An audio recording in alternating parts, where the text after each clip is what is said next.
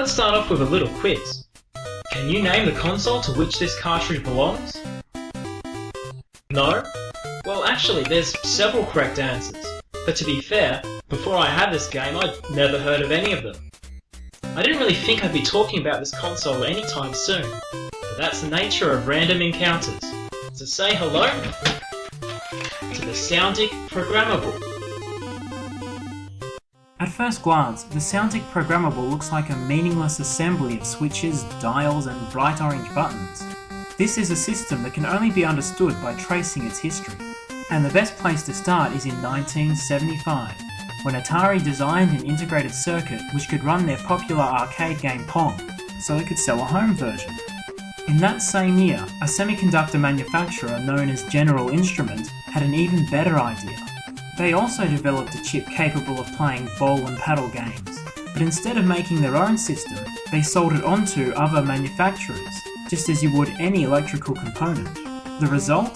A glut of different hardware configurations, all running the same ball and paddle games and produced by everyday electric goods companies. Look at all these, it was an absolute free-for-all. But in 1977, the scorned Atari put pay to all this, with the release of their video computer system, to be later known as the 2600.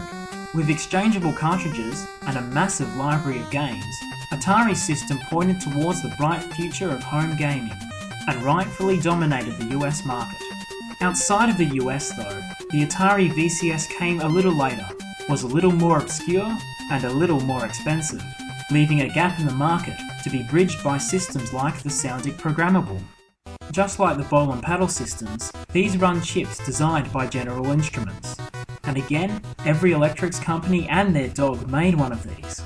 The Soundic model reached other markets as the Hanimex SD050, the Seacam Jeux Video, and the ITMC SD050S. All great names. What distinguishes these is that they aren't dedicated systems. Like the Atari, they made use of interchangeable cartridges. In this case, it's the PC50X family of cartridges, which had a massive library of 8. I have 3 of these, but the other 2 will have to wait for their own encounter. The last thing I should say about these cartridges is that they aren't quite like regular cartridges. They don't just feed in game data, they provide an interface between the hardware and the GI chip.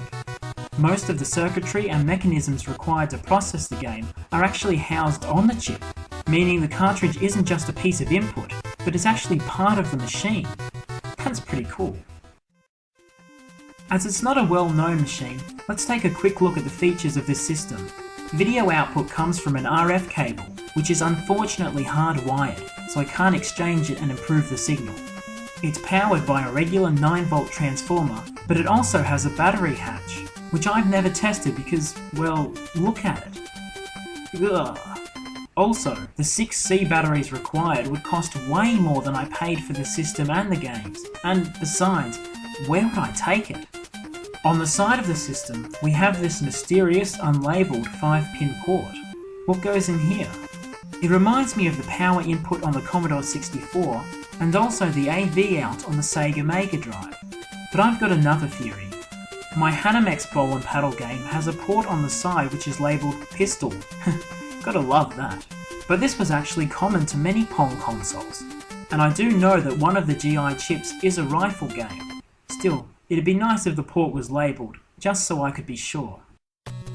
These switches on the front can be used to adjust settings mid-game, but most of them only work with the system's ball and paddle game Super Sportic.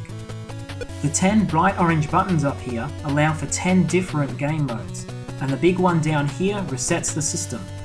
But it's a real bugger to push, so I usually just turn the system off and on. And to turn it off and on, you use this. A volume dial? Yeah. When you turn it up, it clicks into the on position and then raises the volume of the system speaker.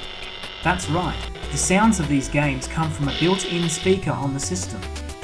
This is common to a lot of ball and paddle systems, but the Soundic Programmable is leaps ahead, as it also sends a sound signal to the television, and you can adjust the volume below ear split.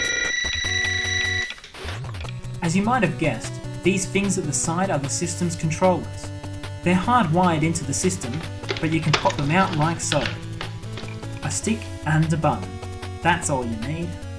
Surprisingly, the analog control of the stick responds really well, and has stood the test of time much better than most paddle controllers, which tend to jitter about.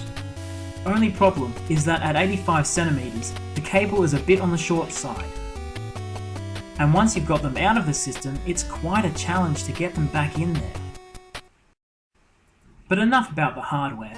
Let's talk about Car Race GP, aka Road Race, aka chip AY-3-8603-1. Well, there's not much to talk about. You steer a car left and right to avoid obstacle cars scrolling down the screen. That's pretty much it. The game automatically speeds up every few seconds as long as you don't crash. Your one button does nothing. And you can only choose between two modes, 1 or 2 player. In the 2 player mode, you'll get a point every time you outlast your opponent. In the 1 player mode, the score on the right increases when you crash, and your score increases for every 8 cars you pass. So it's sort of like a survival mode. In both modes you compete to get 15 points, as going up to 16 would be a bit more than the system could chew.